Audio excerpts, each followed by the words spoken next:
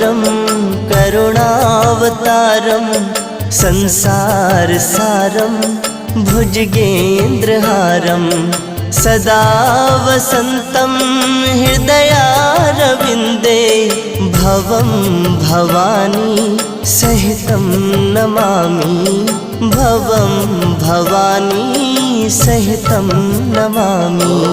कर्पूरगारं